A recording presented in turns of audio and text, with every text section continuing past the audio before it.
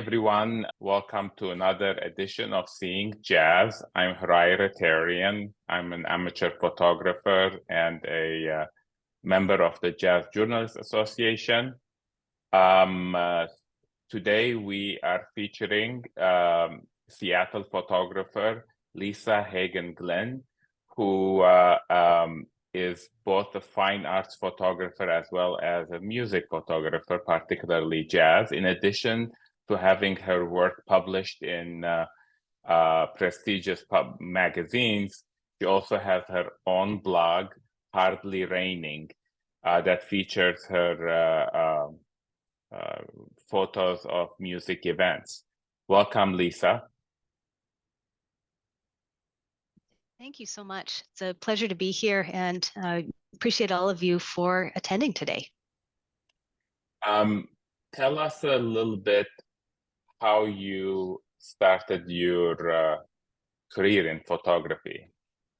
Sure.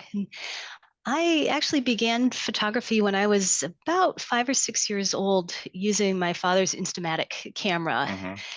And he was someone who took tens of thousands of slides in my childhood, and then switched to digital later on. So very influential in my life, mostly of his hikes and his climbs in the Cascade Mountains and of our family.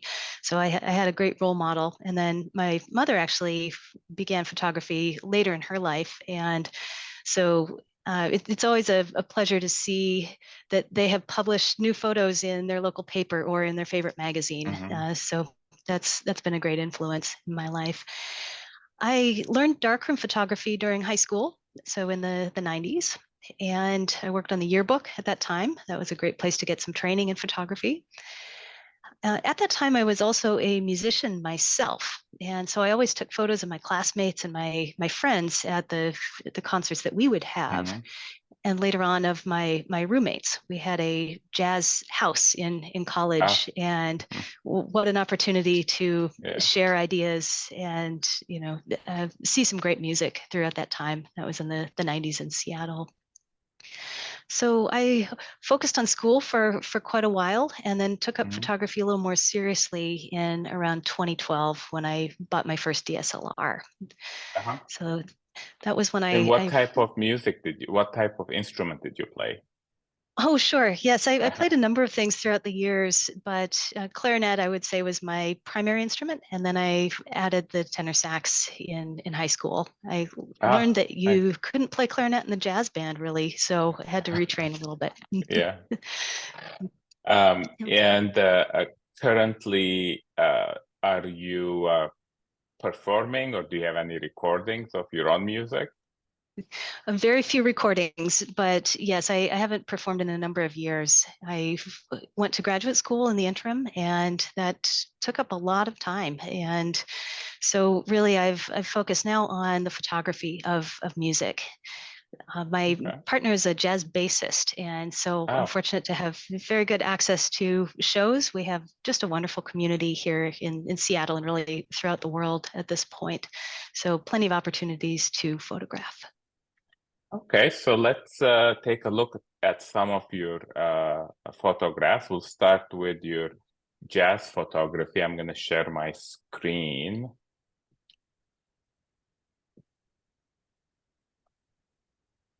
And please tell us a little bit about the photograph and the event and so forth. Absolutely.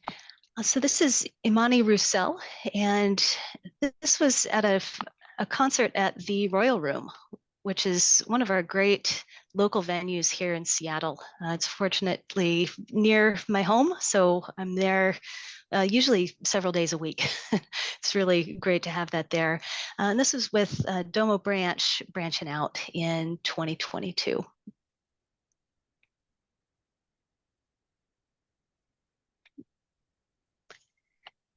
So this is Harish Shragavan, also in 2022, and also at the Royal Room. This was shot for Hardly Raining, my blog. Funny story, his high school buddy actually was my student. Oh no, really? When I used to teach at Loyola, yes. Excellent.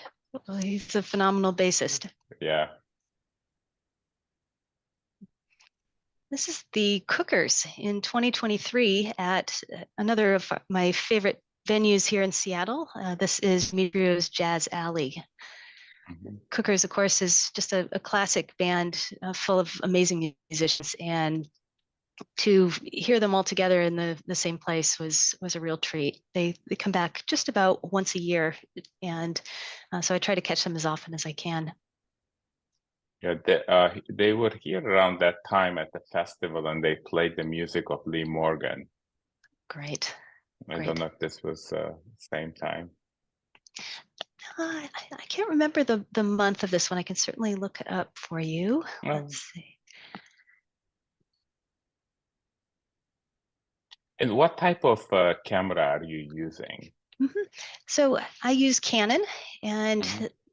many of these photos were taken with the R6 Mark II. So it's Mhm. a mirrorless camera. I was using a DSLR for a number of years, and finally made the switch at the recommendation of a number of people. There was a little bit of a learning curve, but I found it to be just a really, really amazing tool. There's some Yeah. things that just can't do without the mirrorless. So I've really enjoyed it. And what type of lens do you use for these shots? Mhm. So I'm still using my DSLR lenses. This is probably the 70 to 200. I can't remember if this is Okay. the close up or from up above, but that's really my favorite lens. It's an f2.8, and it's essential for those low light situations that are so common in jazz photography in particular. Mhm. This is a photo of one of our resident artists here. Let's see, I'm trying to find the year for you, in 2022. So this is Jeff Johnson, a great bassist in our area. This is taken at Vermilion. It's a local bar in the Capitol Mhm. Hill neighborhood of Seattle. And the Seattle Jazz Fellowship is a fairly new endeavor. It's a nonprofit, and uh, really just critical in coming back from the pandemic. So this arose in 2021, and Mhm. they bring mostly resident artists out several times a week now for concerts, and pay a living wage to the artists. And it's been just Yeah. a great addition to our scene. Great place to shoot too. Do you crop afterwards, or this is with your telephoto lens you're getting?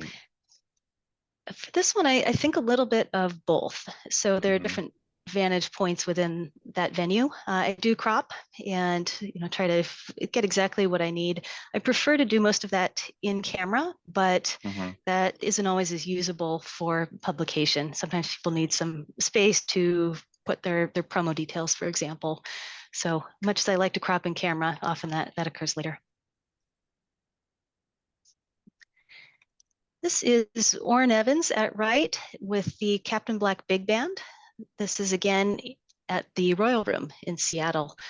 So again, part of the Seattle Jazz Fellowship, and a great opportunity to have that amazing band in town at one of our local venues. Do you have a like press only location near the bandstand, or are you sitting in the audience and shooting? Usually sitting in the audience, or roving around as inconspicuously as I can. There's a lot of skulking, I would say. This is a very small venue. It's a restaurant, and so people are very flexible with photography. The house is just great about allowing me to be there, and really trying to capture those moments. But again, I try to stay out of the way as much as I can.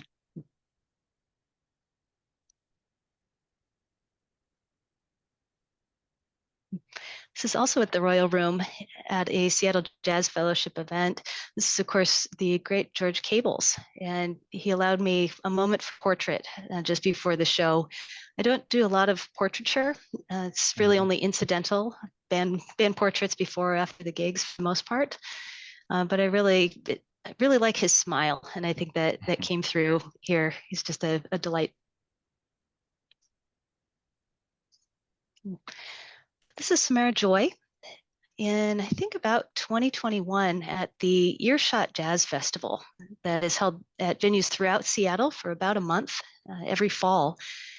This one was published is the cover of a special section of Downbeat for festivals that were coming up in about 2022. So a really special opportunity for me. And I think this is before a number of her recent Grammy wins. So it's been really cool to see her career trajectory. Just a great vocalist.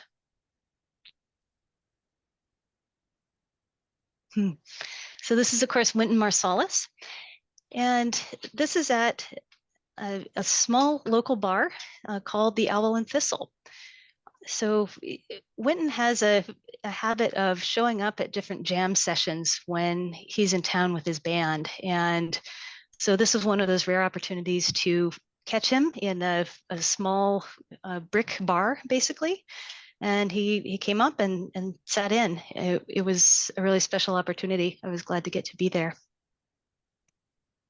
And the details, are you using lower ISO or wide aperture, or are you getting rid of the noise afterwards?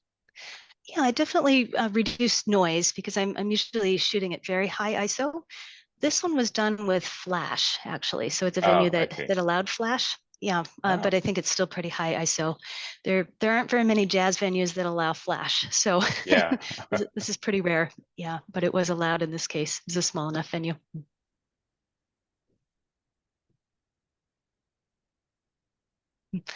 This is drummer Matt Wilson at last year's Centrum Jazz Port Townsend, so located out at a former military base on the west coast of Washington here, of course, in the Pacific Northwest area of the United States. So I thought this is a nice moment. He always puts on a great show, and it's nice to capture some of the emotion that he brings to his playing.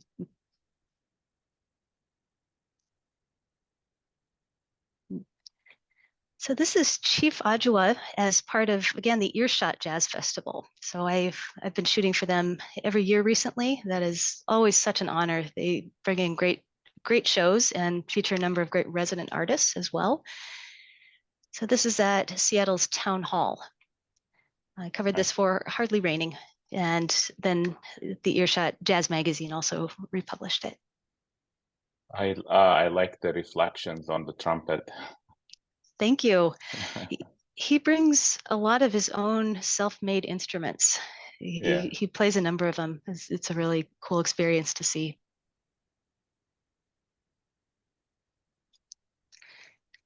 So this one is back at the Royal Room. Let's see if I can find the date for you. In any case, it's Tina Raymond as, again, part of the Earshot Jazz Festival. And it looks like it was in October of 2023. So this most recent Earshot Jazz Festival. Yeah, she was here with a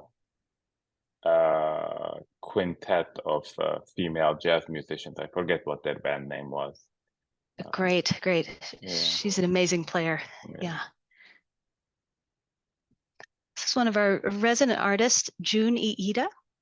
Fairly new to the Seattle scene. He had lived elsewhere and came to us, I guess, just 2 or 3 years ago at this point. And great trumpeter, and of course here flugelhornist as well.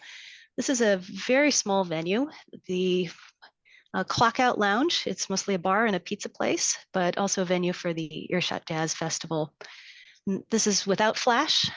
It's a pretty dark venue though, so high ISO, trying to catch as an artist, moves into the light the best that I can, and finding that angle within the room.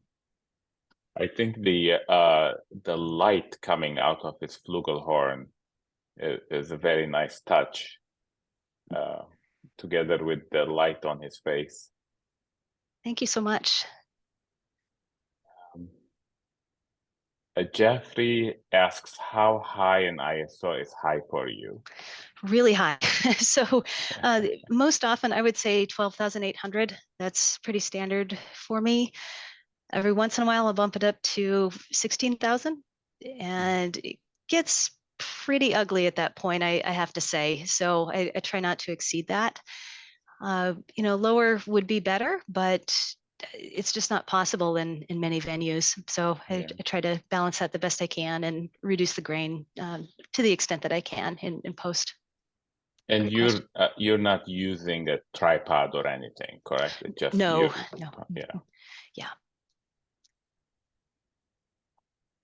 Right. This is again the Earshot Jazz Festival in 2023. This is Linda May Han O.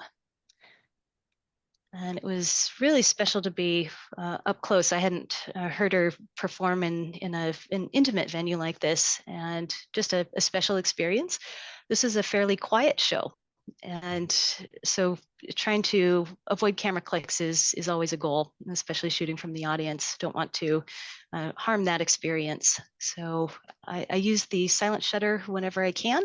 However, with the banding, that can pose some problems in LED lighting. Yeah. This is also from the Earshot Jazz Festival. This is Georgia Ann Muldrow in October.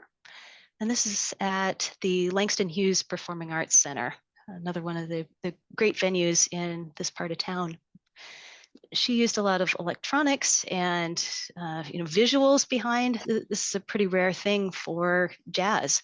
But I was really glad to also be able to capture the emotion, because unlike in rock photography, for example, where you've got fog and crowd surfing and and bright lights, it's pretty rare in jazz. So she had both here.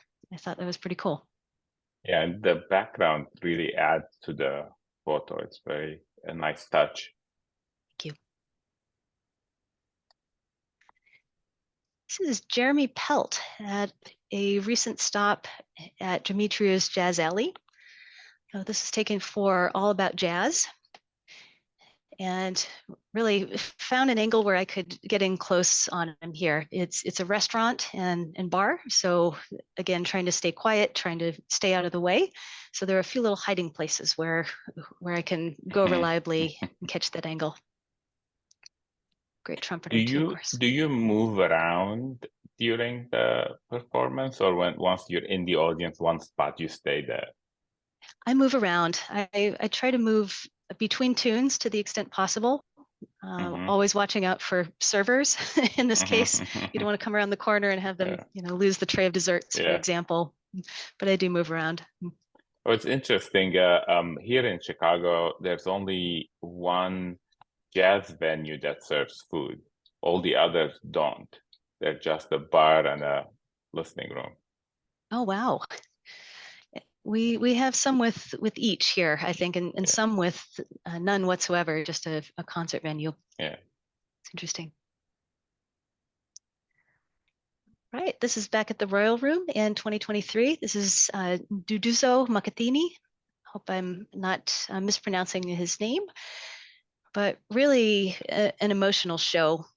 This was a trio, and they just brought such great energy to that space, and I think really engaged the audience. Hope you can see that here.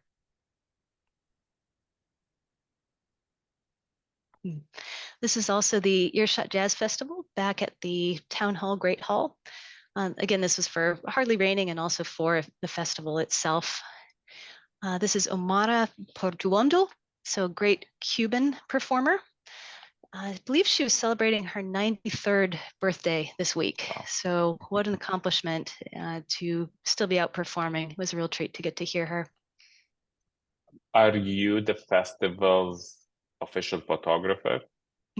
I'm one of the de facto official photographers, I would say. So it's a bit of a collaborative effort there. They've been so kind about inviting me there, and I do share photos with them that they use for grant writing and their magazine and so forth. This is back at last year's Centrum Jazz Port Townsend Festival and also camp, is a very cool venue and a special opportunity. I've been going to this event on and off since probably the late 90s. And actually, at that point, I was still underage, so I would peek through the windows at the venues because I wasn't yet allowed inside. So it was great to be of age and able to fully participate. But this is in an old dirigible hangar, again at that fort, and this is Martin Wind. So one of the great bassists who frequents this festival. And of course, Herbie Hancock. This is a really special one for me. This was an outdoor show at Merrimore Park, so one of our parks that also hosts large concerts. This was shot for Backbeat Seattle, one of our local blogs here that has been kind in bringing me on board, and we've seen all sorts of things during that publication.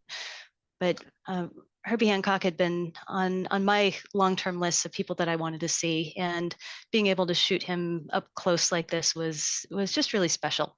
It was sort of a defining moment, I think, for me. And is the focal length of your lens more than 200 here, or is it still 200? No, I think this was still shot with the 70 to 200, but Okay. he was very close. They allowed us right up to the stage there for the first three. Nice. This is Brian Blade. Again, this is an earshot event. He was here with a trio.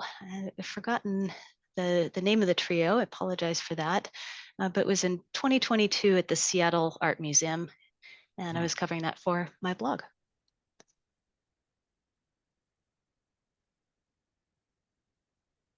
This is Delvon Lamar, part of the Delvon Lamar organ trio, of course. This is taken at the 2022 Thing Festival. So this is one of our boutique festivals here in Washington. Again, it's located in Port Townsend, Washington. And so Delvon's trio put on a great set there. This is a very large outdoor festival. So it was really fun for me to be in that setting, but still shooting improvised music, jazz music in that setting.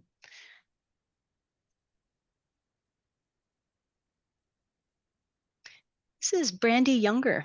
So again, back at Jazz Alley. This one was shot for The Stranger, which is one of our local alternative papers. And so it was very cool to be able to cover that for a more mainstream local publication. Jazz doesn't always get as much attention in those. And so I was really, really glad to be there for this artist in particular. She was just great. Beautiful set. There's a recent very interesting article on All About Jazz. The title is "Why is Jazz a Big Deal Everywhere Except the US?" I saw that.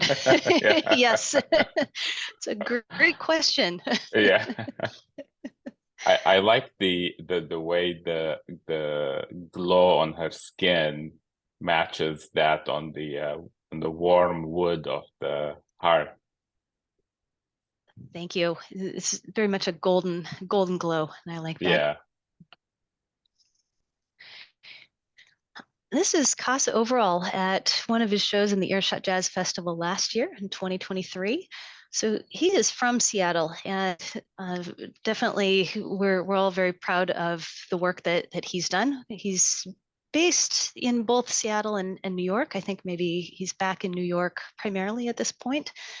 But his recent album, of course, got some great attention too. So he brought his band here and performed a live set, and then also a more electronic set with that group. So two really cool options.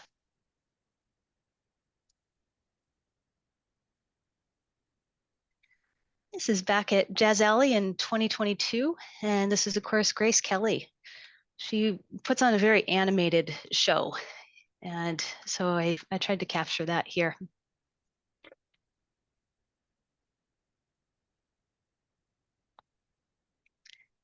This is at the Port Townsend Jazz Festival, and think it was back in 2018. Pretty sure. Let's see. Yes. So 2018 at Centrum Jazz Port Townsend, and this is Jasmia Horn. She's very photogenic. Every year for the Jazz Journalists Association photo contest, there's always one or two photos of her. Definitely, yes. She has such a presence on stage, and yeah, fun to shoot. This is the group Sex Mob. This was last year back at the Royal Room. Yeah. Some unusual instrumentation and a really fun group. I enjoyed this. Is that a slide trumpet is playing? It is, yes. Yeah. Not your standard jazz instrumentation. Yeah.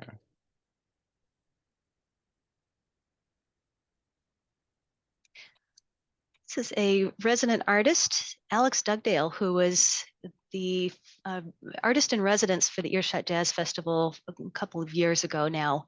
So he performed, I think, 4 sets throughout the festival with different configurations, different bands, different styles. So one of him on saxophone. He's actually a multi-instrumentalist and does tap dance too. So he incorporates that into his shows. Really fun. Is he a Seattle native? Yes. Or I guess I don't know if he was born and grew up here, but he's been on the scene here for a number of years. In any case, I'll have to ask him the next time I see him. Yeah. This is Ray Vega at the Kirkland Performance Center, so just across the lake from Seattle here, if you're familiar with the area. So this is part of the East-West Trumpet Summit. So he is one of the trumpets. The other is Thomas Marriott, who is both a great player and composer and also a jazz community organizer. So he's the one who founded the Seattle Jazz Fellowship. But for a number of years, these two have done this East-West Trumpet Summit band, I guess I'll call it, with different personnel, and it's always really cool to hear them together. So dual trumpets and really burning, just high energy. Enjoy it. Jeffrey says great lighting. Thank you. Yeah, so we've got the I don't know if it's dust in the air here, probably. Yeah. Kind of fun. And his own reflection on the horn. Yes. I love it when the light allows for that. It's sort of a distorted view of the performer. This is the group Sage. So they have a number of Seattle ties, or Seattle area, I should say, based all over the country though at this point. And they just won a Grammy a couple weeks ago. So that's been a point of pride for our area here too. Really pleased for them. They do great vocal work. I've never heard of them. Mm-hmm. Oops. Lost my notes here. Pardon me. So this is at the Royal Room again in 2022. So this is Sean Mason, and again with Domo Branch's group that came through for Earshot Jazz.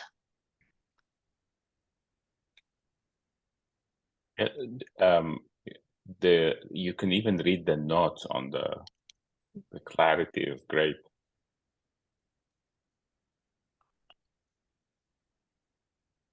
So this is Buster Williams at another venue here in town called the Triple Door. So they present a variety of music, a lot of more stage-oriented shows, but Buster Williams came through and of course didn't want to miss the opportunity to see him live. So he played bass and actually also sang a tune or two. Yeah, that's the only Seattle venue I've been to when I was visiting Seattle, the Triple Room. It was there was a Latin band. It was many years ago in the early 90s. Excellent. Yeah, I really like that venue. They have a cool sort of starlight backdrop you can see in the bouquet there.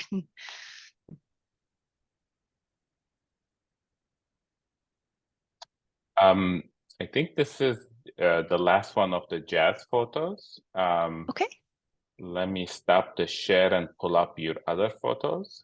great. Meanwhile, we'll see if any questions.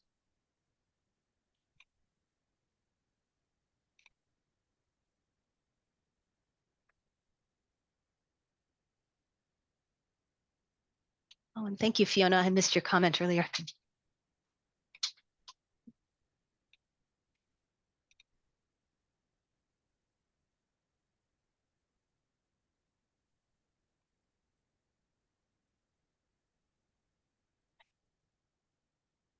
Earlier, you mentioned crowd surfing at rock concerts, and here's one. Yes. So now for something completely different. Yeah, not much crowd surfing in jazz that I've encountered, but this is the Freak Out Festival. Actually, their weekender event a couple of years ago. It was in 2022. It's actually coming up again in about a week here, so I'm excited for that. This is at the very small underground, literally, not in the traditional sense, venue. And so they have the ceiling tiled with records and I think some CDs there too. And this festival is known for getting a little bit wild. So lots of crowd surfing, sometimes artists jumping off into the crowd, but a really different venue than we see in jazz most of the time. So trying to capture some of the fun and the energy of that event. The visual echoes or these auras, I presume those were done in camera, just not post-processing, correct? Correct. Yes. So I dragged the shutter here and I can't remember exactly how slow I went, but probably in the 1/20th of a second range. And then added a little bit of flash for this one too. So trying to freeze it best I could.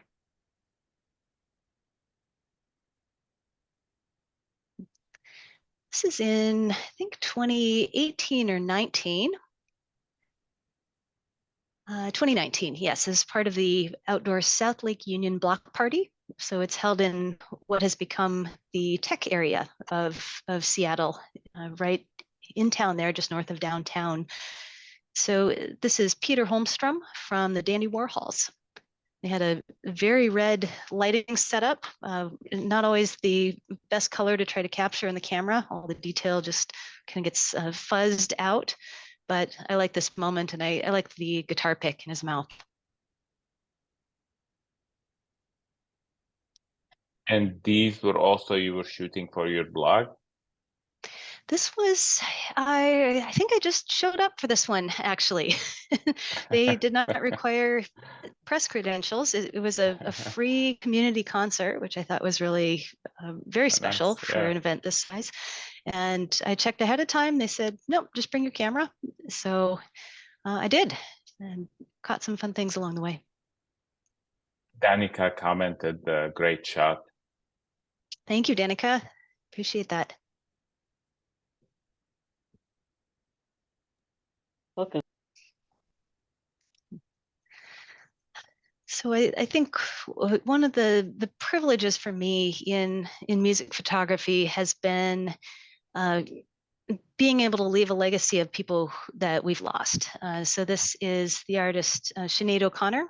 I know she was using a different name at the end of her life, but her shows were still billed as Sinead O'Connor. So very fortunate to catch her. This is at the Neptune Theater. So one of the Seattle Theater Group nonprofit theaters that hosts a lot of big rock and other shows in town.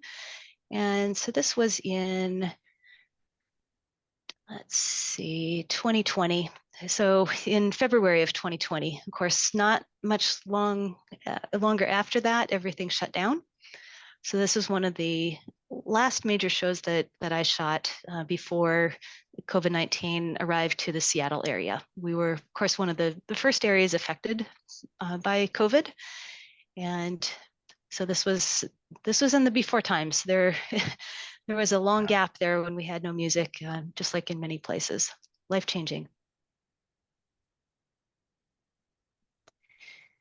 This is the group Love and Rockets. It took this again for The Stranger, our local alternative paper. This was in 2023. So they're a band who was popular mostly through the 80s, I would say. And then they had a reunion tour. They don't get together very often, so this is pretty special. I was really glad to cover this show. So tried to bring out some nice color there. They're a post-punk band. Yeah, I mean the angle and the colors and is that the drummer in the background? Yes, yeah, sure is. Yeah, I like unusual angles whenever I can find them. Because it sort of reflects the music, right? Thank you. This is Jean-Michel Jarre, so a French electronic composer, for those who might be familiar. He was a pioneer in this area and did a show at the Paramount Theater. So again, one of the Seattle Theater Group theaters here. This was in 2018. He used some really cool lighting at the show, very colorful, very engaging. He's a real showman.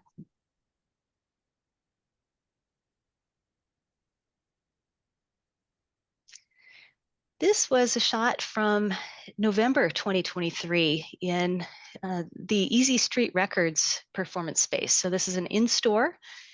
I'm not sure that many people do those for jazz much these days, at least not in Seattle.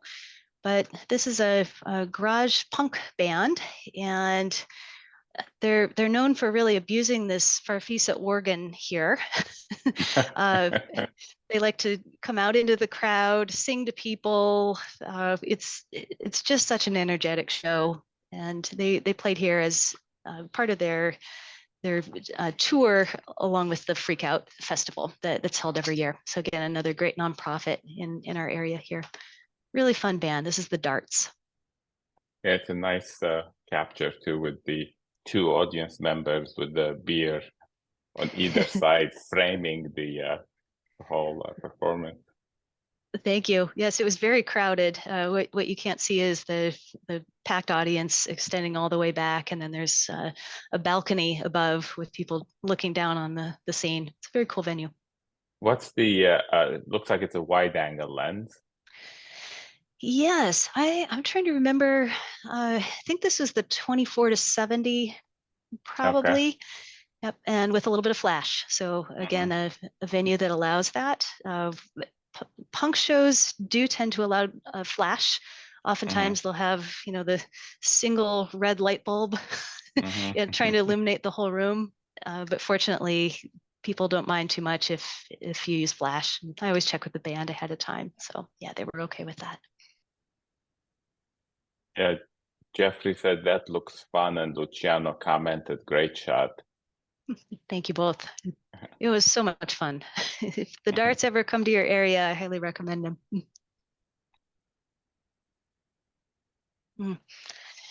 So another that we've lost, and someone from not too far from where I grew up in the eastern half of Washington, so just over the Cascade Mountains. This is Mark Lanigan. So played with the Screaming Trees, was a solo artist for a number of years, known for really his dark demeanor. So this was an outdoor show lit mostly by tiki torches, so very, very low lighting in a state park east of Seattle. So they had a 2-day festival, or 3-day festival there that they hold every year called Timber. And here Mark Lanigan and his small band performed with a string quartet. So just a really special experience being in the trees there. And then, of course, we lost him a few years ago too. So it's nice to have a remembrance. It's always sad when people go, especially local heroes, but really glad to have captured him. I've noticed that this is the only black and white photo. Why did you choose to make this black and white compared to all the others? Thank you. I really appreciate that question. Yeah, I do black and white conversions on occasion, typically for bands who guess I'd identify in a black and white way. And for him, I'm actually listening to his autobiography now, which he narrates as a book. I recommend it. He's got some pretty wild stories from his years growing up, struggles with substance use disorder and everything else. For me, it speaks to the darkness that he reflects, I think. Mm-hmm. And I think he would have said that he saw himself in that way too. So for me, it was an attempt to show that darkness. And Jeffrey is asking whether you actually put the black and white in the camera, the black and white setting in the camera, or you desaturate afterwards. Mm-hmm. Yeah, for this one, I did it in post. I do sometimes use the black and white feature in the camera because it makes me think differently, I think. Mm-hmm. Really, in real time, draws my attention to the patterns, the details, the shading, the contrast in a way that's harder to see in color. So I really appreciate that approach. I'm glad that it's an option to switch Mm-hmm. it back and forth immediately. What a cool feature in digital, but this one was done in post. Thanks for that question. I do this, I don't want to interrupt, but I do the same too. And I find that if I do shoot in black and white mode with the camera instead of in post editing, I get more of a true black and white. It's, I don't know how to explain it, but I find that the image is much deeper. It's more of a true black and white photograph than if I do it in post editing. So. Definitely. Yeah. I think that's the case. I think it just feels different too. So knowing that went into the creation of the shot intentionally. But yes, I did the best I could to convert on this one, and I like the moment. Great job. Thank you.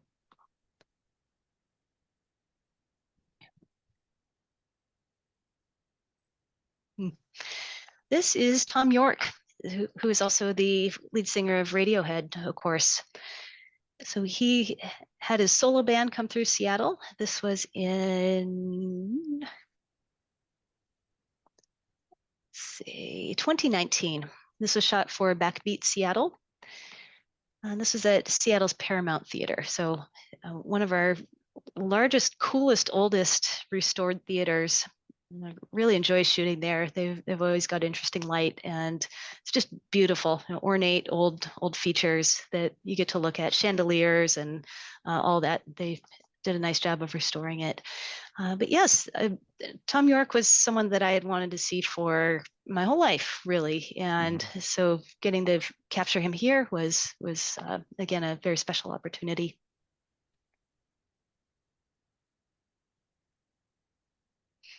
One more black and white for you.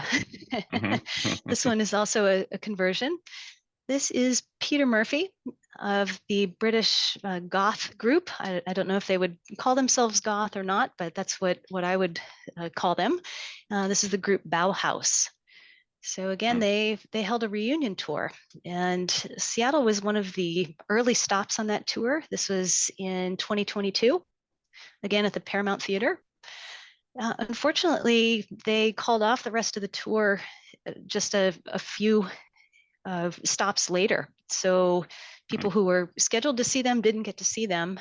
I'm not sure they'll ever reunite again. It sounds like there were some conflicts in the band, but again, an early 80s band primarily, and really fun to shoot. Peter Murphy is so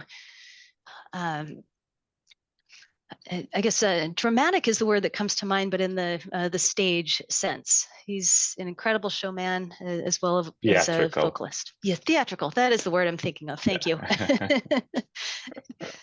Thanks for the assist. And I presume this is smoke on the stage, and it's not something you added afterward. Correct. Yes, lots of fog, lots of smoke in the venue. Very, very dark with strobes flashing. So, 2/3 of the shots came back as just fully black frames. Yeah. And then occasionally it would light up. Yeah. This is also at the Paramount Theater in Seattle. This is Tori Amos. So someone that I listened to for a number of years and had the opportunity to photograph her. This was front of house, which ironically is in the back. So this is a very long shot, as tight as I could get it, and then cropped in just a little bit more. The background makes it seem like he's in some sort of a cave, yeah, like a cavern.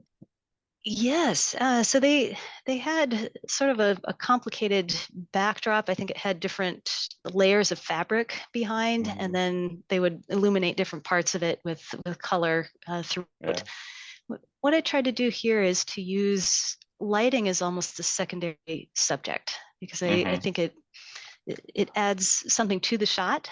Try to do that whenever it's available. Yeah. Well, it was very successful.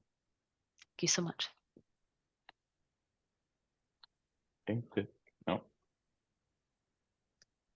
think that's the last one of the non-jazz photos.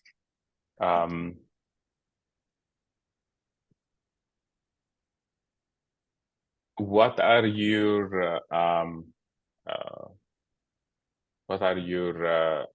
plans in the near future? Any shows you're looking forward to shooting, or? Many shows I'm looking forward to. I've got Anat Cohen coming up on Tuesday, so that'll be a lot of fun.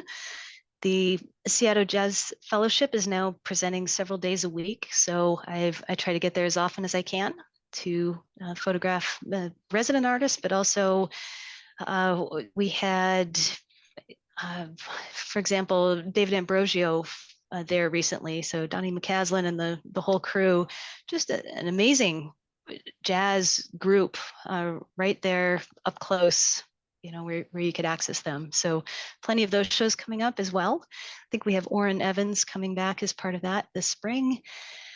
And then the Freakout Festival, where I shot the crowd surfing photo. That's coming up next weekend. So Saturday and Sunday, I'll be there. Lots of action, psychedelic lighting, the whole thing. Nice. And since we have a little bit time left still, can you tell us a little bit about your the fine art photography, especially the series you call Decay? Yes. They're really intriguing. Thank you. Yeah, so a lot of my earlier work has been floral macro photography. So again, sort of taking things out of context, making them maybe a little psychedelic, lots of blur, lots of fog, sort of a dreamy quality. And so you'll see that in my floral shots. And then the Decay series, this is something that I started when I was living in New Mexico. So for those outside the US, one of our states in the Southwest, it's overall a very dry region, and it's high up in the mountains. So at elevation, we get a range of weather, or got a range of weather there. And the Decay series came about because there are so many ghost towns in that region of the country. So unlike somewhere like Seattle, where things just fall apart quickly, they rust, they mold, there's not a lot left of old structures. Out in the desert, things can last for decades, even hundreds of years, still standing, just falling apart. So the Decay series is mostly ghost towns, although some other abandoned places, and watching the beauty of how things fall apart. And to me, there's a lot of beauty in it. So we've got night shots. This is at that time the abandoned rail yards in Albuquerque. They've turned it into a venue, which is very cool. I'm really glad to see that use of it. But the light coming through that old glass. This is an abandoned laundry just out in the middle of the prairie, basically. That sign, I think, is now gone, the last that I drove by a few years ago. But you can see the roof is torn off. The paint is faded and peeling. It's, to me, beautiful to see things fall apart. That's part of life. That's part of growth is eventual decay.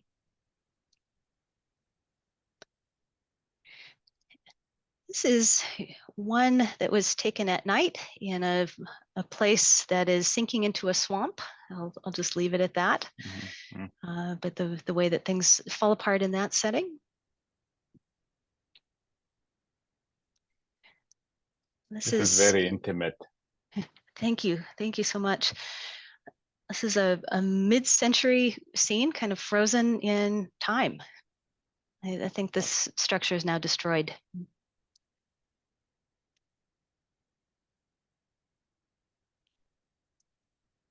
This is, again, a mid-century chair, I think, and within some crumbling adobe.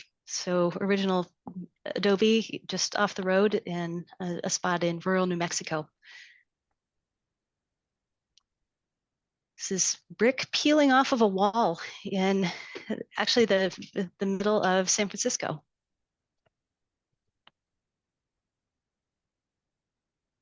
This is a special place that a local passerby told me about. So I was with a friend of mine who also enjoys ghost towns, and we were looking for things just like this, shooting in an area that's mostly abandoned, just checking out this small town. They said, you should go around the corner and you'll find this old theater. So you have to kind of peer through a set of bars there, and then you can see all this old paint. So the metal from the ceiling has fallen down at this point, but you can still see the matinee sign, all hand painted. When I saw this photo earlier, it reminded me of the movie, The Last Picture Show.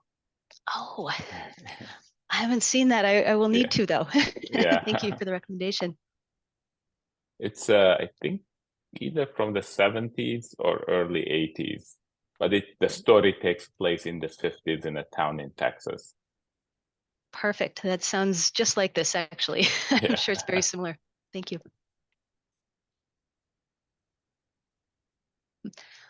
This is, again, just along the side of a road. So an abandoned motel.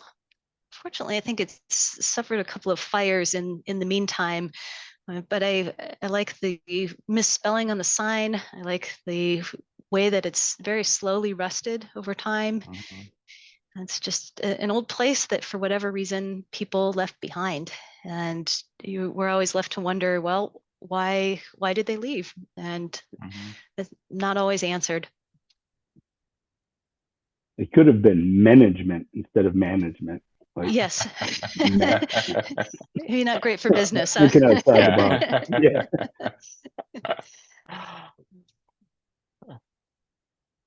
When color TV was still new, this was apparently the thing. But yeah, again, along the side of the road, just saw the sign hanging there alongside a dead building. This is part of a piano, an outdoor piano. Oh. Actually, I think in Oakland. But they have a couple of pianos that were just left to the elements outside, and it's so interesting to see the different textures that have resulted from that. Obviously, sea air nearby, it corrodes things pretty well, and then the wood just weathers and eventually falls apart.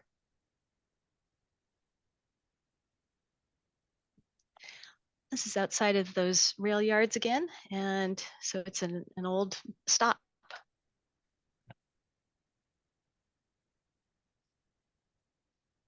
This is a former drive-through movie theater. So not many of those left, unfortunately. But again, an abandoned place in the middle of the city.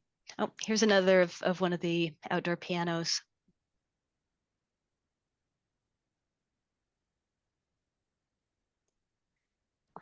This one is also in San Francisco. So someone's clearly thrown some rocks through there. And also. Yeah. So these were outdoor pianos where people performed like street performers, or they're pianos that were thrown out? I think they were just left out. This is Yeah. outside a recording studio, if I recall correctly. And I like the juxtaposition of the decay and then the growth. So you've got some Yeah. flowers just hanging out side by side there.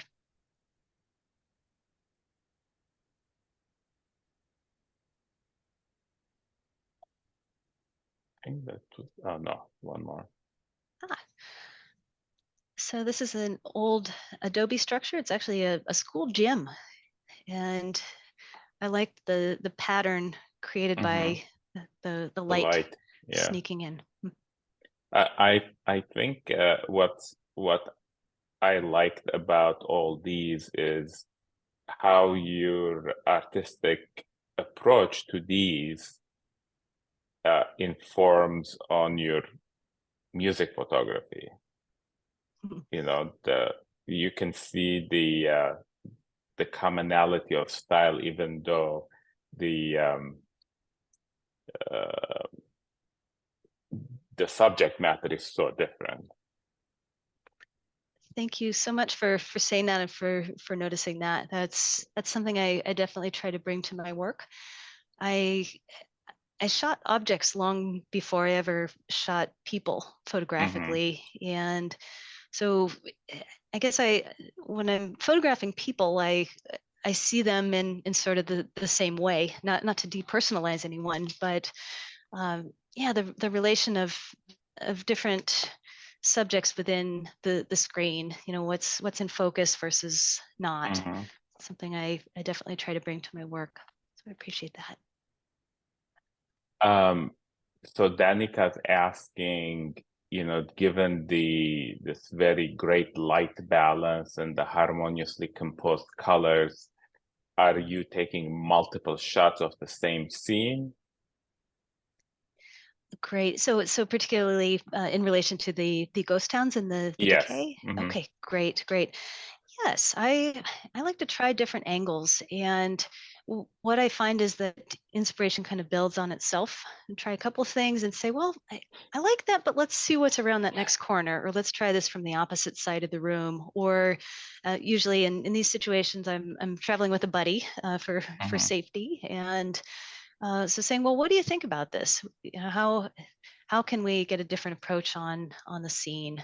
And so trying something different and then being open to what is revealed. The progression throughout a shoot is a whole lot of fun for me. Any other questions from the audience?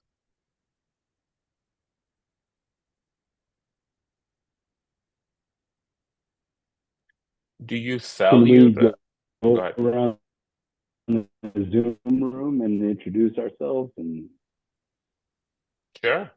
I was curious as if we go around the room and introduce ourselves and get a sense of why we're Sure. all Go here.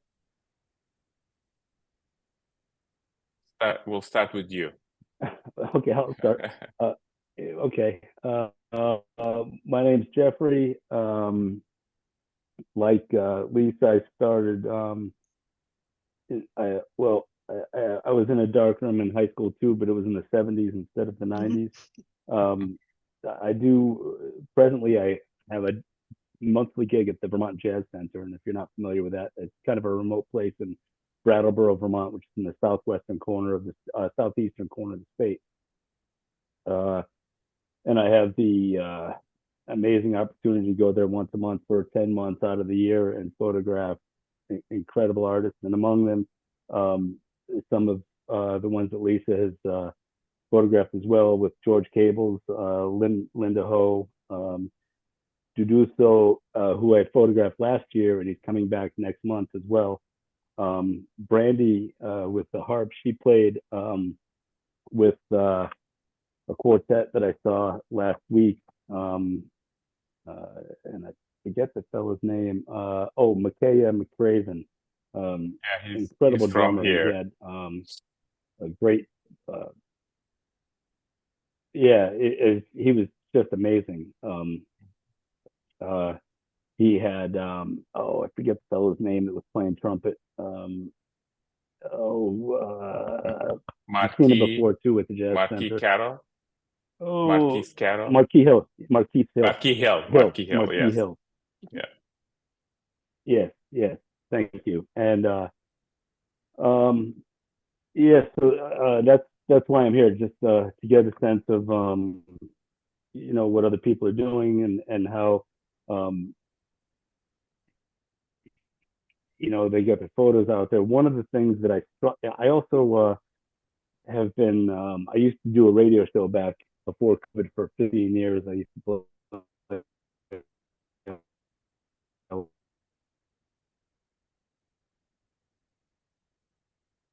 the New Orleans funk on there, and through that, I got a lot of photo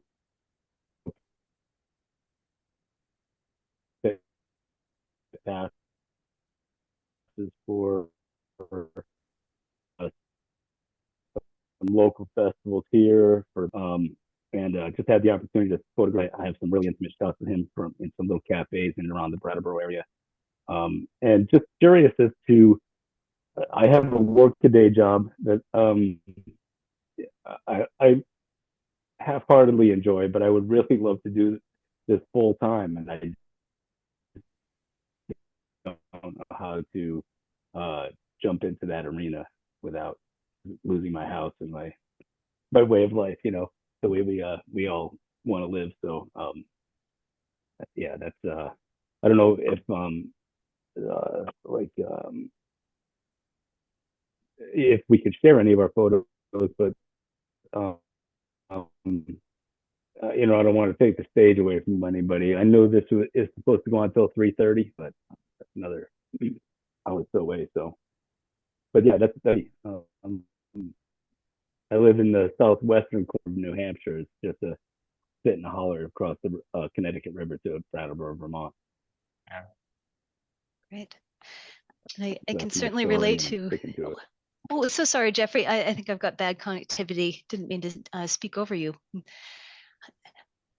Just wanted to say, it sounds No, like not at all. you're doing some great work there, and if you figure out the the key to how to make jazz photography the only route to support in life, I'd love to hear it. I also have a day job, one that I like, and I always want more time for photography. So right now I'm doing both full time, I guess I would say, and I call it my work balance. So it's a lot of time for sure. Yeah.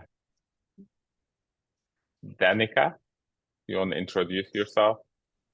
Okay. Hi. That's It's much easy. Okay, Rich. it's much easy. What? I beg your pardon? Okay, much easier to call me Dana. It's my nickname. Dana, So, okay. okay, I'm from Belgrade. I have day job, as you say. I'm a teacher. I'm a school teacher. I teach arts too. I teach languages, maths, and arts. And at one point of my life, I wanted to contribute to jazz community because I loved to. I travel a lot during summer, so I visited some festivals here in Europe, around Europe, and somehow I felt I had to participate. So I wanted to, yes. So I bought myself a camera. My mom used to teach photography. She was a maths teacher, my late mother. And yes, she did it in 60s, but nothing professional. She just taught it to other children. So yes. And then I have, since then, I have been trying to find my a unique expression. And then I fell into a trap because I much more wanted to present the show than to present myself. So I'm still searching for something that would be common denominator of my photography. And I like color. I like light. So compliments on the sharpness and light and color. I really do like all the work presented here. Thanks. Thank you so much, Dana. I especially You're welcome. appreciated your comment about community And I think that's so key to jazz. I think we are those who help sustain the community. It starts local, and without a local scene, we can't have a national and an international scene. And I think here too, so connecting as photographers and connecting with, for me, the great writers that I'm fortunate to work with, we're all supporting this together. Thanks. Unfortunately, we have jazz scene, but we don't have enough clubs because it's hard here. Economic crisis lasting too long, for example. Each club that starts its life, it finishes very quickly. So most of the festivals and concerts are the scene here. But we do have a great musicians, and they do have very inventive projects. So I do go around concerts and festivals and take some photos and okay, present one day. I don't know. Thanks. So great. Nice to meet you. Luciano?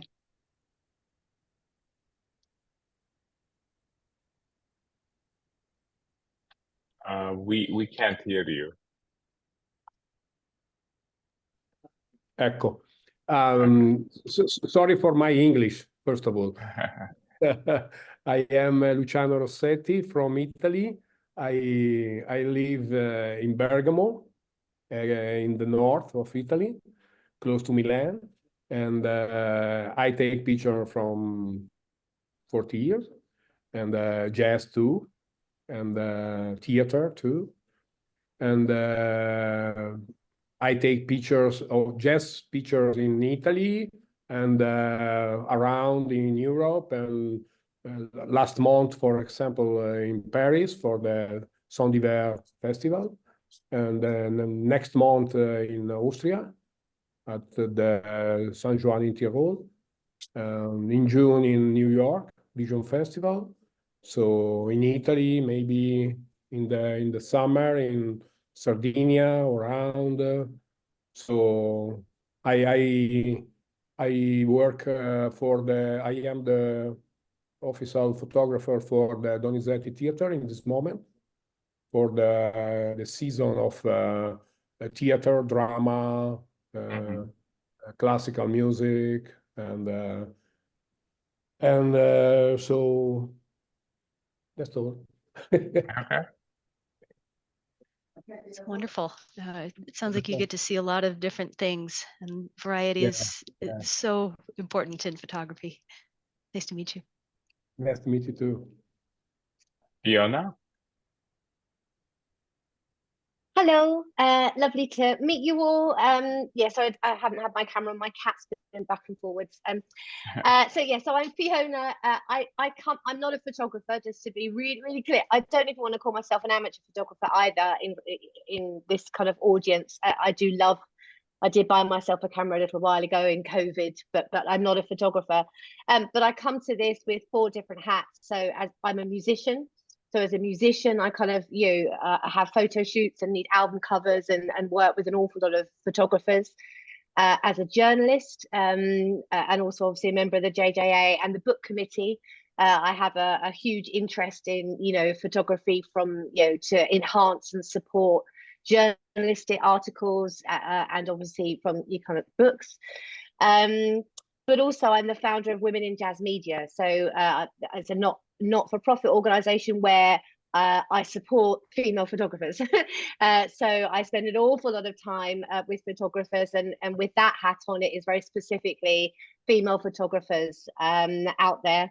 And I'd not heard of you, and I felt terrible that I hadn't heard of you. I was like, oh my goodness, I need to come to this and see your work, and I've been now following you everywhere. So yeah, so I have I love photography, spend an awful lot of time with photographers, but approach it, as I say, from kind of different angles.